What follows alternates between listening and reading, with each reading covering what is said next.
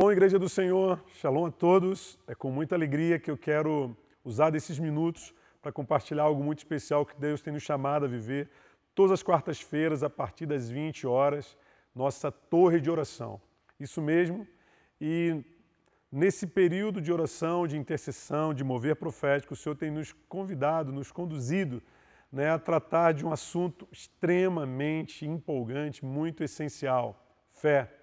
E, inclusive, nessa quarta-feira estaremos falando de fé e responsabilidade. É interessante quando a gente fala de fé, a gente sempre atribui alguns conceitos, como ousadia, como intensidade, derramamento, rendição, submissão. E falar de fé e responsabilidade parecem até falar de coisas meio paralelas, meio distantes. Mas eu quero dizer para você, definitivamente, esses dois conceitos, eles andam muito próximos, bem juntinhos. E para que você entenda isso com mais clareza, vamos lá para a época do profeta Samuel, ali que antecedeu o início do ministério do profeta Samuel. Lá no primeiro livro dele a gente tem aqui bem como era o cenário, e você vai entender claramente o que eu estou falando. Por quê? Porque a época do profeta Eli é exatamente um reflexo do que representa uma fé não responsável, mas o tempo da irresponsabilidade perante a nossa relação com Deus. O profeta Eli é aquele que tem seus filhos Ofni e Finéias e eles estão totalmente corrompidos. Perante um pai cego, seus filhos, eles agridem a fé do povo, eles manipulam, eles usurpam, e isso vai gerando um prejuízo tamanho sobre toda a nação. E eu quero dizer para você, enquanto Eli estava ali totalmente alienado na sua religiosidade, seus filhos literalmente corrompiam a nação como um todo, exatamente como uma manifestação clássica do que representa irresponsabilidade. E a gente pode ver isso já logo no capítulo 2, a palavra do Senhor diz assim, logo lá no versículo 17, o pecado desses jovens era muito grave à vista do Senhor, pois eles desprezavam a oferta do Senhor. Que é um símbolo de fé irresponsável maior do que esse. Mas, versículo 18, logo o seguinte, Samuel, ainda pequeno, ministrava diante do Senhor vestindo uma túnica de linho. Realmente, enquanto a geração produzida por Eli, no caso seus filhos, representa o nível de responsabilidade que estava a nação de Israel, uma nação que se tornou refém desse padrão de religião, uma religião que se tornou por si só usurpadora, pesada, alienada, onde o máximo que eles tinham era a lei de Moisés e os rituais a essa lei atrelado. Mas, ao mesmo tempo que eles buscavam ter uma experiência com Deus perante o efeito dessa lei, com o passar do tempo, mais expostos aos seus inimigos eles se tornaram. Não é à toa que o ministério de Eli ele vai terminar de forma trágica, através de uma das derrotas mais emblemáticas do exército de Israel, que é exatamente a derrota contra os filisteus, quando lhe é tomada a arca.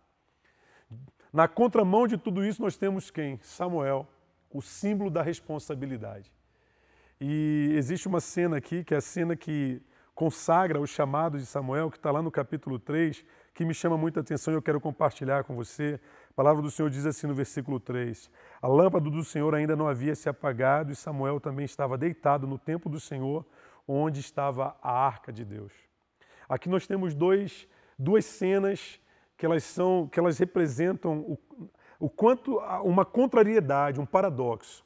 De um lado, eu tenho o escritor dizendo, que se associa ao próprio Samuel, a lâmpada de Deus ainda não havia se apagado. Por quê? Porque quando ele diz ainda não, ele está dizendo que existia assim, uma expectativa de que essa lâmpada a qualquer momento apagasse. Mas que lâmpada é essa? É a lâmpada da menorá, é a lâmpada do candelabro que ficava dentro da tenda do Senhor, onde a arca ficava.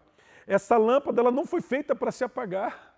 Quando você vai lá para Êxodo 27, 20, 21, você vai descobrir que ela foi feita para estar acesa continuamente. Inclusive, ela tem uma simbologia linda que nos fala da relação que temos com o próprio Espírito Santo de Deus. Só que aqui o nível de responsabilidade estava tão grande que essa lâmpada ela apagava. Mas é exatamente nesse lugar onde existia uma expectativa de uma lâmpada que se apagava, Samuel está deitado diante da arca. Ele tem um compromisso com a presença.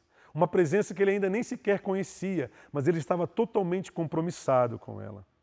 E é interessante que antes mesmo desse chamado, Deus ele institui o padrão que ele tem, um padrão que define muito do que significa ser responsável para ele.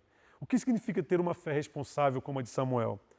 Capítulo 2, versículo 35, ele fala assim, o próprio Deus falando, eu escolherei para mim um sacerdote fiel, quer ser responsável, seja fiel, que fará segundo o que está no meu coração e na minha mente. Isso fala de mover profético. E eu lhe edificarei uma família duradoura e ele ministrará para sempre diante do meu ungido. Isso é algo glorioso.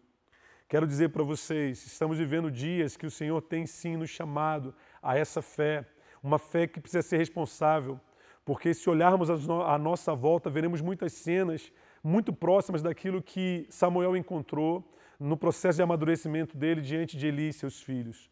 Uma igreja totalmente alienada, onde seus membros se permitem ser guiados por cegos e ao invés de se depararem com experiências profundas com Deus, estão cada vez mais expostos a inimigos, mas Deus levanta um Samuel para que a presença dele volte. Estamos num tempo de requerer presença. Estamos num tempo de requerer uma fé responsável e a fé responsável ela promove homens como o Samuel do versículo 19 do capítulo 3 que diz assim, Samuel crescia e o Senhor estava com ele e não deixou falhar nenhuma de todas as suas palavras.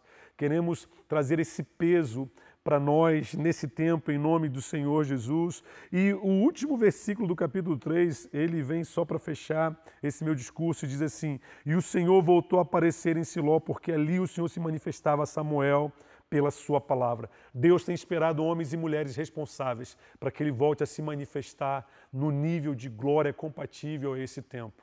Diante disso, quero convidá-lo a estar conosco aqui quarta-feira agora, depois de amanhã, às 20 horas, para um tempo de busca dessa fé, de mergulho nessa fé e sabemos que Deus fará grandes coisas. Amém? Espero você, que Deus os abençoe. Shalom.